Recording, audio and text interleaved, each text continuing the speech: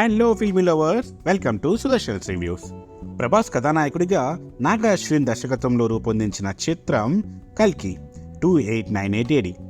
భారతీయ సినీ పరిశ్రమ ఎంతో ఆసక్తిగా ఎదురు చూస్తున్న ఈ చిత్రం ఈరోజు భారీ అంచనాల నడుమ విడుదలైంది.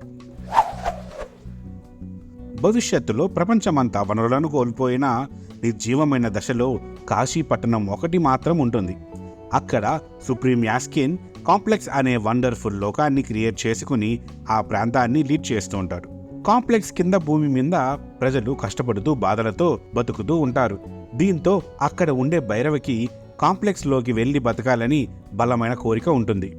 దానికోసం భైరవ రకరకాల ప్రయత్నాలు చేస్తుంటాడు. ఈ క్రమంలో జరిగిన కొన్ని నాటకీయ పరిణామాల నేపథ్యంలో మళ్లీ 6000 సంవత్సరాల తరువాత కల్కి రాబోతున్నాడని సుప్రీం యాస్కిన్ మనుషులకు అర్థమవుతుంది. దీంతో సుమతి కడుపులోని దేవుడిని కాపాడటానికి అశ్వత్థామ వస్తాడు. దానికి భైరవ అడ్డుపడుతూ ఉంటాడు. మరి ఈ క్రమంలో జరిగిన సంఘటనలు ఏమిటి, అసలు భైరవ ఎవరు, ఇంతకీ సుప్రీం యాస్కిన్ మోటివ్ ఏమిటి, చివరికి సుమతిని అశ్వత్థామ సేవ్ చేశాడా లేదా అనేది మీరేనా కదా. ఈ చిత్రం పురాణాలను భవిష్యత్తును కలుపుతూ అత్యంత భారీ బడ్జెట్తో రూపొందించబడటం, అలాగే ప్రభాస్, అమితాబ్తో పాటు మిగిలిన అగ్ర కథానాయకులు, నటీనటులు, అద్భుతమైన విజువల్స్, ఆధునికమైన విఎఫ్ఎక్స్ మరియు భారీ యాక్షన్ ఎపిసోడ్స్ వంటి అంశాలు ఈ సినిమాలో స్పెషల్ అట్రాక్షన్గా నిలిచాయి. అశ్వత్థామగా అమితాబ్ బచ్చన్, సుప్రీం యాస్కిన్గా కమల్ హాసన్ తమ పాత్రలో జీవించారు. దాదాపు 40 ఏళ్ల విరామం తర్వాత వీరిద్దరూ కలిసి ఒకే సినిమాలో కనిపించడం ఈ సినిమాకి మరో ప్లస్ పాయింట్. ముఖ్యంగా కమల్ హాసన్ సుప్రీం యాస్కిన్ పాత్ర యొక్క లుక్ మాత్రం అద్భుతంగా ఉంది. అదేవిధంగా 81 సంవత్సరాల వయసులో కూడా అశ్వత్థామ పాత్రలో అమితాబ్ తన యాక్షన్తో అదరగొట్టారు. ఇక భైరవ పాత్రలోని షేడ్స్ను ప్రభాస్ చాలా బాగా పలికించాడు. ప్రభాస్, అమితాబ్ మధ్య సాగే యాక్షన్ సీక్వెన్స్ కూడా చాలా బాగున్నాయి. తన పాత్రకు ప్రభాస్ ప్రాణం పోశారు. మొత్తానికి ప్రభాస్ తన లుక్స్ అండ్ యాక్షన్తో ఈ సినిమాకి హైలైట్గా నిలిచారు. దీపికా పడుకోనేకి చాలా మంచి పాత్ర దొరికింది. ఆమె భగవంతుణ్ణి కనే అమ్మగా అలరించింది. నటి శోభన తన పాత్రలో మెరిశారు. మరో కీలక పాత్రలో రాజేంద్ర ప్రసాద్ కూడా చాలా బాగా నటించారు. ఈ కల్కి కథ 3 ప్రపంచాల మధ్య సాగుతుంది. పైగా భవిష్యత్తులో ప్రపంచమంతా వనరులను కోల్పోయిన నిర్జీవమైన దశలో కాశీ పట్టణాన్ని చూపించిన విధానం కూడా చాలా ఆలోచనాత్మకంగా ఉంది. అదేవిధంగా సర్వమత శరణార్థులు ఉండే ప్రాంతంగా సంబాలాను చూపించిన విధానం కూడా చాలా బాగుంది. ఇక అన్ని వనరులు కలిగిన ఆకాశంలో కిలోమీటర్ మేరకు ఉండేలా కాంప్లెక్స్ను వండర్ఫుల్గా డిజైన్ చేశారు.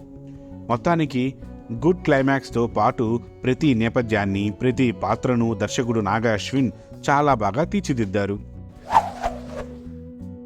కల్కి 2898 AD కథ నేపథ్యంలో డెప్త్ ఉన్న ఫస్ట్ హాఫ్లో కొన్ని సన్నివేశాలు స్లోగా సాగాయి. అలాగే మెయిన్ ప్లాట్లోకి మెయిన్ క్యారెక్టర్స్ మధ్య ప్రధాన కాన్ఫ్లిక్ట్ను ఇంకా బాగా ఎస్టాబ్లిష్ చేయాల్సింది.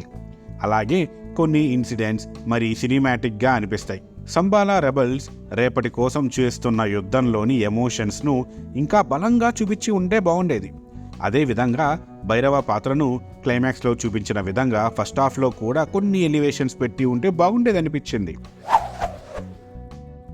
టెక్నికల్గా చూసుకుంటే సినిమాలో సాంకేతిక విభాగం వర్క్ చాలా బాగుంది. సంతోష్ నారాయణ్ సంగీతం సినిమాకు ప్లస్ అయింది. అదేవిధంగా సినిమాటోగ్రఫీ సినిమాకి హైలైట్గా నిలుస్తుంది. కొన్ని కీలక సన్నివేశాల్లో కెమెరామ్యాన్ పనితనం చాలా బాగుంటుంది. ఎడిటర్ కోటగిరి వెంకటేశ్వరరావు ఎడిటింగ్ బాగుంది. సినిమాలోని నిర్మాత అశ్విన్ దత్ పాటించిన ప్రొడక్షన్ వాల్యూస్ అద్భుతంగా ఉన్నాయి. దర్శకుడు నాగా అశ్విన్ తన రచనతో, దర్శకత్వంతో ఆకట్టుకున్నారు. పురాణాలను భవిష్యత్తును కలుపుతూ high voltage action and emotion ఎంటర్టైనర్గా వచ్చిన ఈ చిత్రం యూనిక్ స్టోరీ థీమ్తో, బిగ్గెస్ట్ స్టార్ క్యాస్టింగ్స్తో చాలా బాగా ఆకట్టుకుంటుంది. ప్రభాస్ ఫ్యాన్స్తో పాటు సాధారణ ప్రేక్షకులకు కూడా ఈ సినిమా ఫుల్ కిక్ ఇస్తుంది. గ్రాండ్ యాక్షన్ విజువల్స్తో పాటు ప్రభాస్ స్క్రీన్ ప్రెజెన్స్ మరియు Amitabh action, Kamal Haasan different look మరియు కథలోని యాక్షన్ అండ్ ఎమోషన్స్ కూడా చాలా బాగున్నాయి. కాకపోతే కొన్ని యాక్షన్ సన్నివేశాలు రెగ్యులర్గా అనిపిస్తాయి మరి. కానీ ఓవరాల్గా ఈ సినిమా ఆడియన్స్ బాగా ఆకట్టుకుంటుంది. డౌట్ లేకుండా ప్రభాస్ ఫ్యాన్స్ పూనకాలే అని చెప్పొచ్చు. ఈ సినిమాకి సుదర్శన్ రివ్యూ ఇస్తున్న rating I am Sudarshan. I am going to signing off.